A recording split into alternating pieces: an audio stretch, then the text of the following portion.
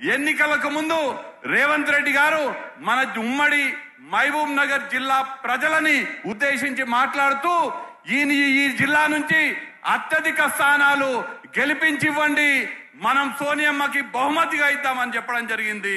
వారి పిలుపు మేరకు 14 నియోజకవర్గాల్లో 12 నియోజకవర్గాలని చెయ్యి గుర్తు జెండా రెపరెపరాడేటట్టుగా మీరు అందరు చేయడం జరిగింది.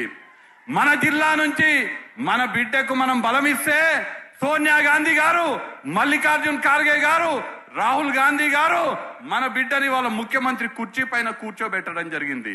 మనం జిల్లాలో గెలిచినాం, రాష్ట్రంలో గెలిచినాం, రాష్ట్రం ముఖ్యమంత్రి మన బిడ్డ ఉన్నారు. ఇవాళ మనము రానున్న లోక్సభ ఎన్నికల్లో కూడా మన పాలమూరు బిడ్డ బలాన్ని ఢిల్లీలో బలం చేసేటట్టుగా వారి బలగం ఢిల్లీలో కూడా పెంచే విధంగా మన రాష్ట్రంలో 15 స్థానాలకు తగ్గకుండా లోక్సభ స్థానాలు కాంగ్రెస్ పార్టీ గెలిచేటట్టుగా చేయాలని, అలానే మన మహబూబ్ నగర్ లోక్సభ నియోజకవర్గానికి స్వయంగా మన ముఖ్యమంత్రి గారే ఇన్ఛార్జ్ గా ఉన్నారు.